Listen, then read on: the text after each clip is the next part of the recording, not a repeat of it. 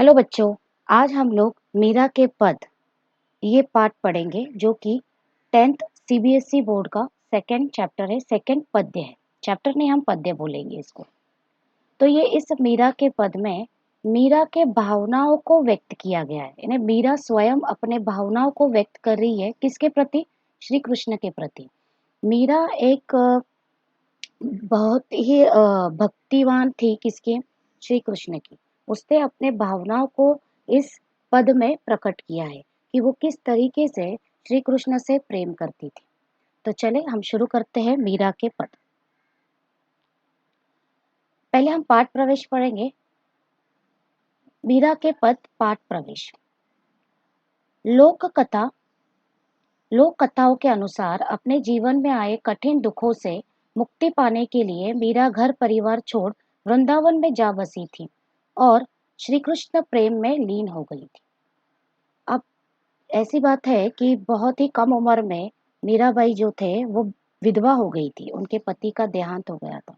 उसके बाद उनको सती जाने के लिए कहा था, पर वो नहीं मानी, वो सती नहीं गई। इसलिए जो लोग थे वहां के, वो उन्हें बड़ा ही पीड़ा करते थे, बहुत ही दुख दुख देते थे। और मीरा जो है वो श्री कृष्ण की भक्त थी, इसलिए वो श्री कृष्ण के लिए गाने रचती थी, उनके लिए उनको प्रसन्न करने के लिए नाचती थी। तो ये सब उनके घर वालों को पसंद नहीं था, इसलिए वो एक प्रकार का टॉर्चर उस मीराबाई को करते थे। तो इन सब से तंग आकर उसने क्या किया? घर परिवार को छोड़ दिया, घर परिवार को त्याग कर दिया और वो सीधा वृंदावन में जा बसी, जहाँ पर श्री कृष्ण जी का आवास है, जहाँ पर श्री कृष्ण जी बॉर्न हुए थे, या फिर श्री कृष्ण जी जहाँ पर रहते थे, वृंदावन, जो कि गुजरात पे ये सिटी है। तो वहां पर जाकर वो बसी। इनकी रचनाओं में इनकी आराध्य कहीं निर्गुण निराकार ब्रह्मा, अर्थात जिसका कोई रूप आकार न हो, ऐसे प्रभु, कहीं सगुण साकार गोपी वल्लभ श्री कृष्ण, और कहीं निर्मोही परदेसी जोगी, अर्थात जिसे कि किसी की परवाह नहीं, ऐसे संत के रूप में दिखाई देते हैं। उसने अपने प्रभु का, जिसकी वो आराध्य है, यानी जिसको आराध्य समझती है, आराध्य में भगवान, तो किसको? श्री कृष्ण को वो अपना सब कुछ मानती थी। और उसी के लिए यहाँ पर उन्होंने बड़े ही अच्छे तरीके से श्री कृष्ण का वर्णन किया है। इस पाठ में संकलित दोनों पद मीरा के इन्हीं आराध्य अर्थात श्री कृष्ण को समर्पित है। तो ये पाठ में दो पद है। इन दोनों पद में ही उनके जो आराध्य है अर्थात श्री कृष्ण है, उनको उसने समर्पित किया है। मीरा अपने प्रभु की झूठी प्रशंसा भी करती है। अब इस पाठ में वो क्या क्या करती है, इस पद में क्या क्या करती है? तो मीरा अपने प्रभु की झूठी प्रशंसा भी करती है, प्यार भी करती है, और अवसर आने पर उनको डांट भी देती है। श्री कृष्ण की शक्ति और सामर्थ्य का गुणगान भी करती है और उनको अनेक कर्तव्य भी याद दिलाती है।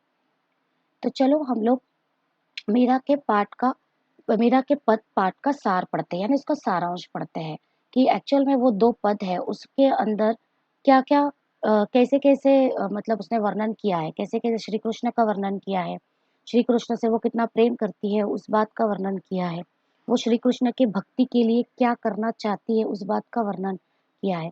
तो हम पढ़ते हैं मीरा के पद पाठ सार, यानी उसका सारांश। इन पदों में मीराबाई श्री कृष्ण का भक्तों के प्रति प्रेम और अपना श्री कृष्ण के प्रति भक्ति भाव का प्रेम वर्णन करती है। ये जो पद है, इस पद में वो क्या करती है? अपने खुद का, अपने भक्ति भाव का तो वर्णन वो कर ही रही है, लेकिन साथ में दूसरे दूसरे जो भक्त थे उनका भी उनके प्रति प्रेम, वो भी वो वर्णन कर रही है। अब पहले पद में क्या है? पहले पद में मीरा श्री कृष्ण से कहती है कि जिस प्रकार आपने द्रौपदी, प्रहलाद और ऐरावत के दुखों को दूर किया था, उसी तरह मेरे भी सारे दुखों को नाश कर दो। तो पहले पद में ऐसा है कि वो जो तीन भक्त थे, श्री कृष्ण के भक्त थे, द्रौपदी, प्रहलाद, ऐरावत, ऐरावत मतलब कि गजराज, हाथी। तो ये जो है, ये लोग श्री कृष्ण के भक्त थे। तो जब ये दुख में थे, ये जो पीड़ा में थे, तो इनकी मदद किसने की थी? श्री कृष्ण ने की थी।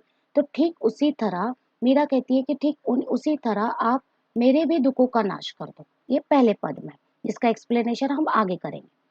दूसरे पद में क्या है? दूसरे पद में मीरा श्री कृष्ण के दर्शन का एक भी मौका हाथ से जाने नहीं देना चाहती। वह श्री कृष्ण की दासी बनने को तैयार है, बाग बगीचे लगाने को भी तैयार है, गली गली में श्री कृष्ण की लीलाओं का बखान भी करना चाहती है, ऊंचे ऊंचे महल भी बनाना चाहती है, ताकि दर्शन का एक भी मौका छूट ना पाए। श्री कृष्ण के मनमोहक रूप का वर्णन भी किया है, और मीरा कृष्ण के दर्शन के लिए इतनी व्याकुल है कि आधी रात को ही श्री कृष्ण के दर्शन देने के लिए बुला रही है। सेकंड जो दूसरा जो पद है, उस पद में क्या क्या है? एक तो पहली बात तो वो किसी भी हर हाल में कुछ भी कर सकती है श्री कृष्ण के दर्शन पाने के लिए। तो क्या कुछ कर सकती है वो इस पद में है। दूसरी बात कि श्री कृष्ण का जो मोहक रूप है, उसका वर्णन इसके अंदर बड़े ही सुंदर तरीके से उन्होंने किया है।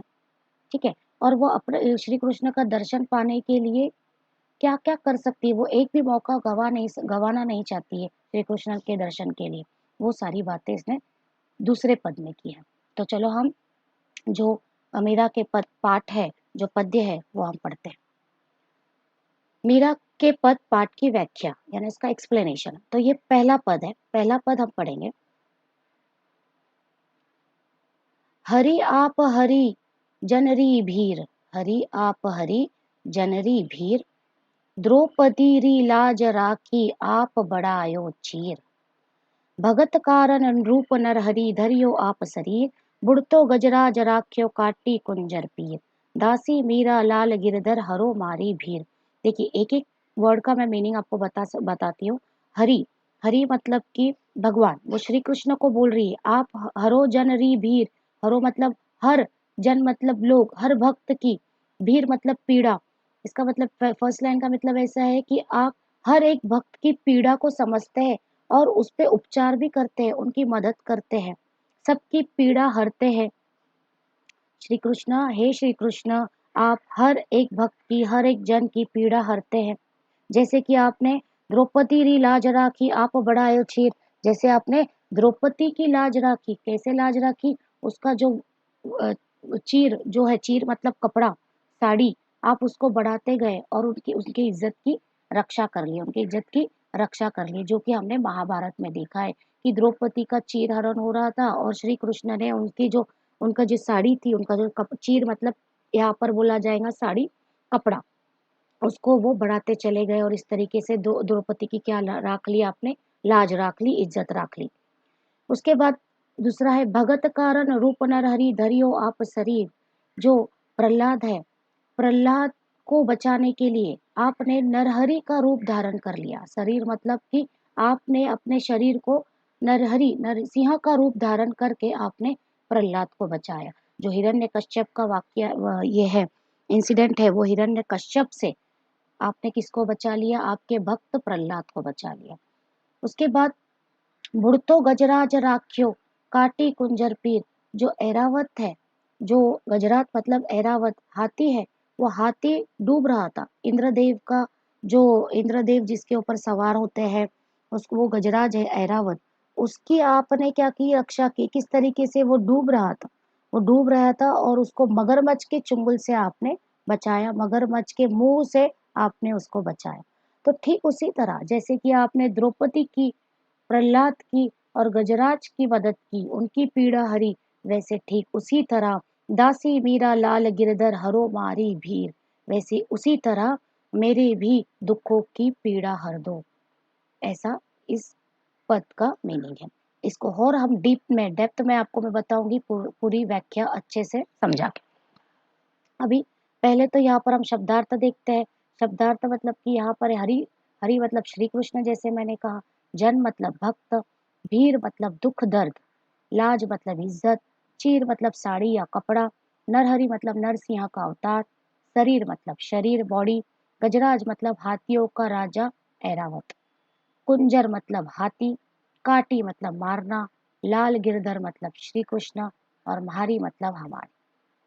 फिर से अच्छे से, ये जो पहला पद है इसका हम एक्सप्लेनेशन देखेंगे। पहले पद पे क्या एक्सप्लेनेशन है कि प्रस्तुत पाठ में हमारी पाठ्य पुस्तक स्पर्श से लिया गया इस पद की कवियत्री मीरा है।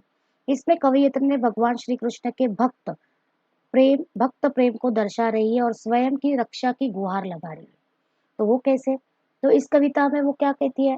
इस पद में वो क्या कहती है कि कवयित्री मीरा भगवान श्री कृष्ण के भक्त प्रेम का वर्णन करते हुए कहती है, जो भक्त प्रेम है उसका वर्णन करते हुए कहते हैं कि आप अपने भक्तों के आप अपने भक्तों के सभी प्रकार के दुखों को हरने वाले हैं, अर्थात दुखों का नाश करने वाले हैं।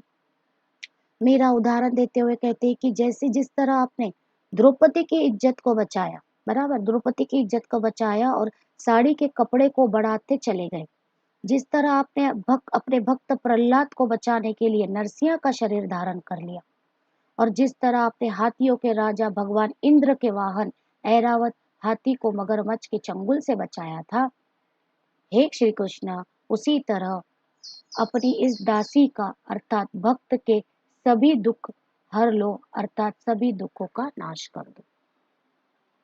इसमें एकदम सिंपल है, बहुत सिंपल है, सिंपल मीनिंग है इसका पहले पद का कि जो मीरा है, मीरा अपने श्री कृष्ण से गुहार लगा रही है, श्री कृष्ण के भक्ति प्रेम की वर्णन कर रही है, और जो भक्त है उनका भी वर्णन कर रही है।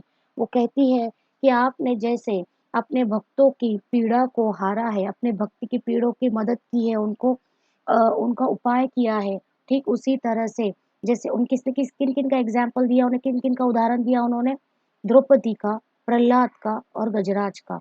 तो इन तीनों की आपने जैसी पीड़ा हरी है, जैसे द्रौपदी की लाज राखी आपने साड़ी बढ़ाकर, जैसे आपने प्रहलाद को बचाया, नरसिंह का रूप धारण कर कर किससे बचाया, हिरण्यकश्यप से बचाया।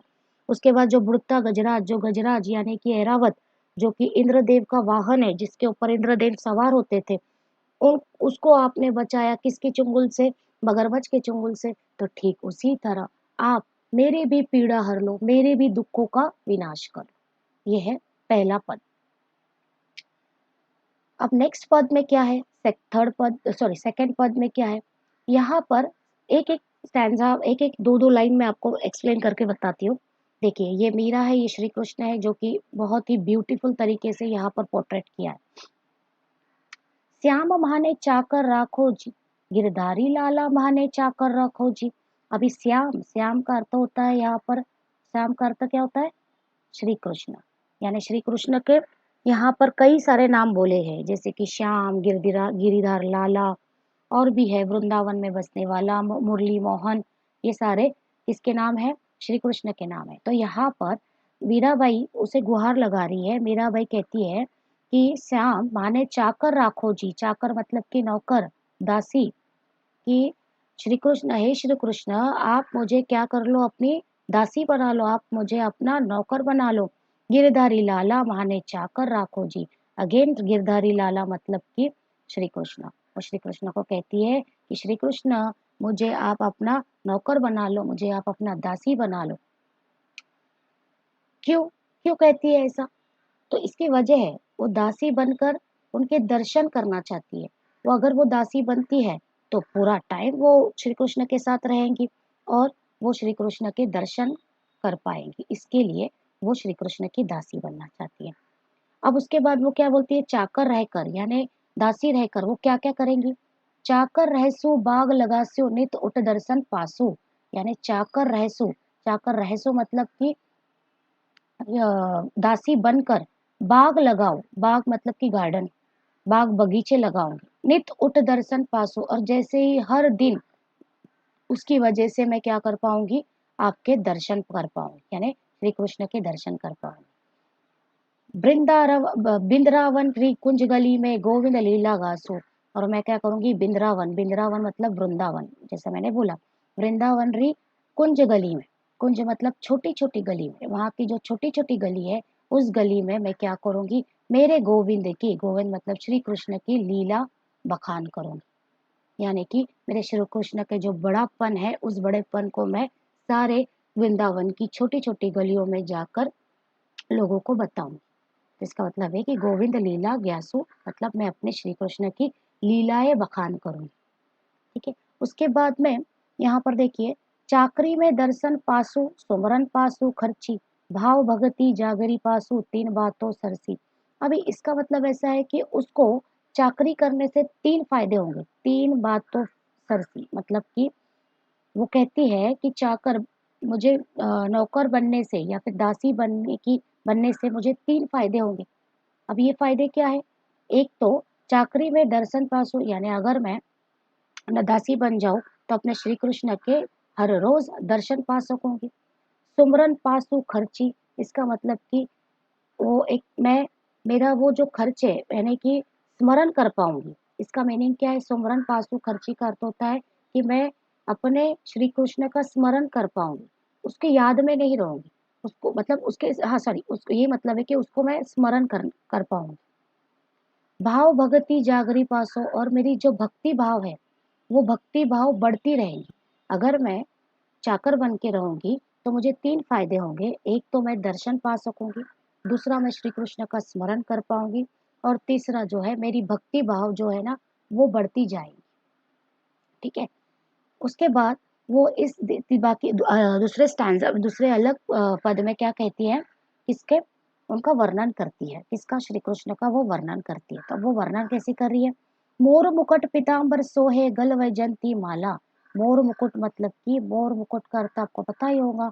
मुकुट जो होता है, जो सर पे लगाते हैं श्री कृष्ण, तो उनके सर पे का जो मुकुट है वो मोर के पंखों का होता है।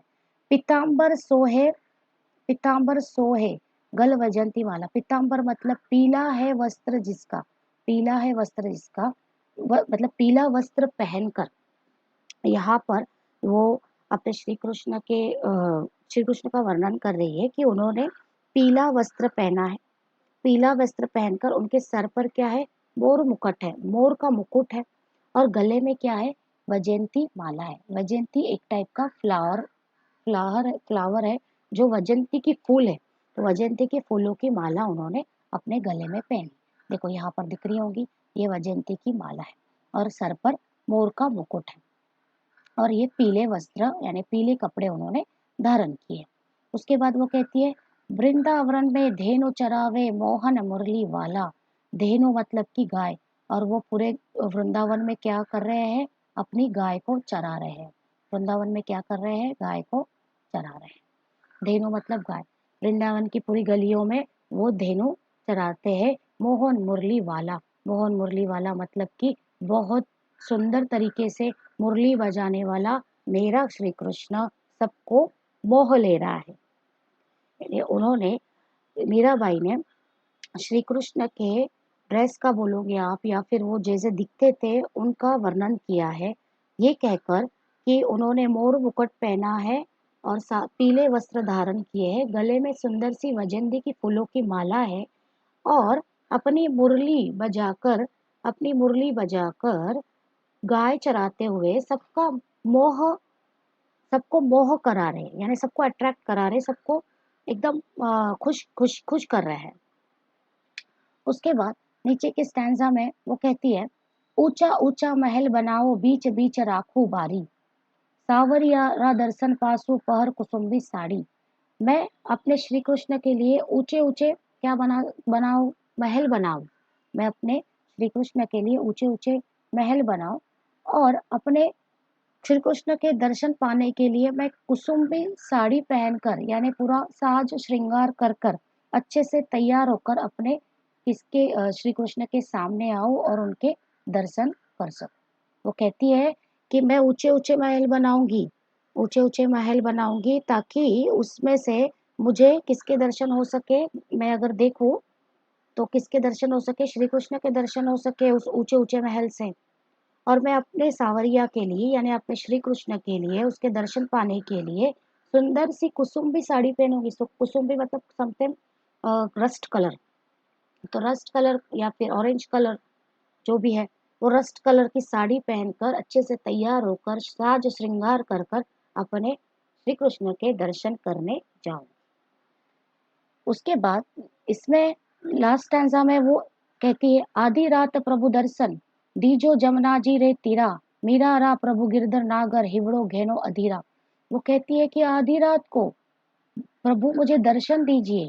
आधी रात प्रभु दर्शन, मुझे बोल रही है कि मुझे आधी रात क्यों नहीं होती, मुझे आधी रात को आप दर्शन दीजिए। दिज्जो जमुना जी रे तीरा, जमुना जी मतलब यमुना के तट पर, तीरा मतलब कि तट पर, यमुना के तट पर आइए और मुझे आधी रात को अभी के अभी दर्शन दीजिए।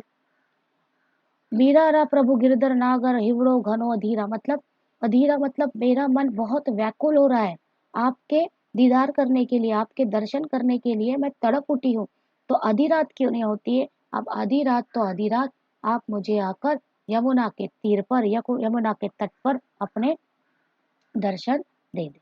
तो इस तरीके से ये सेकंड पद का यानी दूसरे पद का मैंने एक्सप्लेनेशन किया। हम और अच्छे से इसे डेप्थ में जाके व्याख्या में एक्सप्लेनेशन करेंगे। तब तक के लिए आप पहले शब्दार्थ सुन ले। श्याम, जैसा मैंने बोला था, श्याम मतलब श्री कृष्ण। फिर लीलाधर भी श्री कृष्ण आता है, सॉरी गिरधारी लाला भी श्री कृष्ण होता है। गोविंद भी श्री कृष्ण होता है। मोहन मुरली वाला भी श्री कृष्ण होता है। ऐसे अनेक नाम श्री कृष्ण के हैं। चाकर मतलब नौकर दासी। रहस्य मतलब रहकर। नित्य मतलब हमेशा। दर्शन मतलब दर्शन। जागीरी मतलब साम्राज्य जागीर। कुंज मतलब संकरी। पीताम्बर पीले वस्त्र। धेनु मतलब गाय। बारी मतलब बगीचा। पहन मतलब पहनकर। तीरा मतलब किनारा। अधीरा मतलब व्याकुल होना। ठीक है, अभी देखिए यहाँ पर हम लोग जो सेकंड हमने पढ़ा था, दूसरा पद पढ़ा था, उसका फुल एक्सप्लेनेशन अच्छा डिटेल में है। फिर से बताती हूँ मैं कि इस पद में कवयित्री मीरा श्री कृष्ण के प्रति अपनी भक्ति भावना को उजागर करते हुए, किसको? अपने भक्ति भावना को उजागर करते हुए, भक्ति भावना को उजागर करते हुए कहती है कि हे श्री कृष्ण, मुझे अपना नौकर बनाकर रखो। अर्थात मीरा किसी भी तरह श्री कृष्ण के नजदीक रहना चाहती है, फिर चाहे नौकर नौकर बनकर ही क्यों न रहना पड़े। मीरा कहती है कि नौकर बनकर मैं बागीचा लगाऊंगी। क्या लगाएंगी?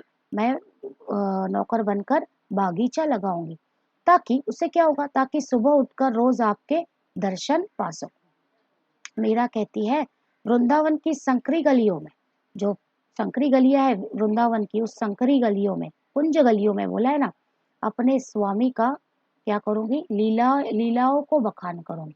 मतलब उसकी महत्व को बताऊंगी हर किसी को। उसके बाद मीरा का मानना है कि नौकर बनकर उन्हें 3 फायदे होंगे, जैसे कि मैंने पहले भी एक्सप्लेन किया कि नौकर बन के उनके क्या फायदे होंगे। पहला फायदा तो वो कृष्ण के कृष्ण के क्या कर पाएंगे? दर्शन कर पाएंगे, उसे कृष्ण के दर्शन प्राप्त होंगे। दूसरा, उसे अपने प्रिय की याद नहीं सताएंगी, यानी उन्हें खर्चे के लिए श्री कृष्ण के दर्शन एवं स्मरण स्मरण मिलेंगे। तो आप ये याद रखना सेकंड, कि उसे श्री कृष्ण के दर्शन एवं स्मरण मिलेंगे। और तीसरा, उनकी भाव भक्ति का साम्राज्य बढ़ेगा। और तीसरा क्या है?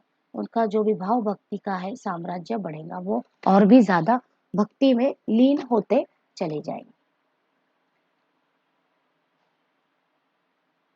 उसके बाद मीरा कहती है, मीरा श्री कृष्ण के रूप का बखान करते हुए कहती है, अब यहाँ पर जैसा मैंने बोला कि वो उसके रूप का बखान कैसे करती है। उन्होंने पीले वस्त्र धारण किए है, जिसको जिसको कहते हैं पीताम्बर। पीले वस्त्र धारण किए है, यानी पीले कलर के कपड़े पीले रंग के कपड़े पहने हैं। सर पर मोर के पंखों का मुकुट विराजमान है। ठीक है, उसके बाद गले में क्या है? गले में वैजयंती की फूल की माला धारण की है। तो ये 3 चीजें आपको याद रखना है कि उनके रूप का श्री कृष्ण के रूप का उन्होंने कैसे वर्णन किया है। पीले वस्त्र धारण किए है, मोर के पंखों का मुकुट विराजमान किया है, गले में वैजयंती फूल की माला की है। वृंदावन में गाय चराते हुए जब वह मोहन मुरली बजाता है, मुरली मीन्स बांसुरी, मोहन मुरली बजाता है तो सबका मन मोह लेता है, सबको अट्रैक्ट कर देता है। इन पंक्तियों में मीराबाई ने श्री हरि के दर्शन करने की अपनी तीव्र इच्छा वर्णन की है, अपनी तीव्र इच्छा का वर्णन किया है। यानी वो इस कदर श्री कृष्ण की दीवानी थी, इस कदर वो श्री कृष्ण की भक्त थी कि उसे किसी भी तरह से श्री कृष्ण के दर्शन करने थे। तो उसका वर्णन यहाँ पर किया है। वो कहती है आगे, वे ऊंचे ऊंचे महलों के बीच बाग लगाएंगी, जिनके बीच वह सांझ श्रृंगार करके कुसुम्बी रंग की साड़ी पहनकर श्री कृष्ण के दर्शन करेंगे। जैसा हमने वहां पर ऊपर पढ़ा, यहाँ पर देखिए, ऊंचा ऊंचा महल बनाओ बीच बीच राखो बारी। इसका मतलब ऐसा है कि वो जब बागीचे बनाएंगी तो उस बागीचे में वो ऊंचे ऊंचे महल बनाएंगी और बीच बाग लगाएंगी, जिनके बीच से वो साज श्रृंगार करके कुसुम्बी साड़ी रंग की साड़ी पहनकर श्री कृष्ण के दर्शन करेंगे। मीरा कहते हैं कि मेरे प्रभु गिरधर स्वामी, मेरा मन आपके दर्शन के लिए इतना बेचैन है कि सुबह का इंतजार नहीं कर सकता। मीरा चाहती है कि श्री कृष्ण आधी रात को ही जमुना नदी के किनारे उसे दर्शन दे दे। जैसे कि लास्ट स्टैंजा में मैंने कहा, ये जो लास्ट स्टैंजा है, राधी आधी रात प्रभु दर्शन दीजो जमुना जी है तीरा, मीरा रा प्रभु गिरधर नागर हेवड़ो घेनो अधीरा। मतलब मीरा इतनी व्याकुल है, उससे बर्दाश्त नहीं हो रहा है कि सुबह तक का इंतजार बर्दाश्त नहीं हो रहा है। वो कहते हैं कि आप तुरंत अभी के अभी मुझे अपने दर्शन दे दो, मैं सुबह तक का वेट नहीं कर सकती, चाहे अभी आधी रात क्यों नहीं होती है। आप आधी रात को आए, यमुना के तट पर, जमुना के तट पर आए और मुझे अपना दर्शन दे दे। तो इस तरीके से मीराबाई ने अपने भक्ति भाव का सुंदर रूप, सुंदर चित्रण इस दो पद में किया है। आशा करती हूँ आपको ये मीरा के पद अच्छे से समझ में आया होगा। अगर आपको इसके एमसीक्यूज एंड क्वेश्चन आंसर्स चाहिए होंगे तो प्लीज़ कमेंट बॉक्स में ज़रूर लिखना, ताकि मैं इसके ऊपर आपको वीडियो बनाकर सेंड कर सकूँ। Take care, bye bye.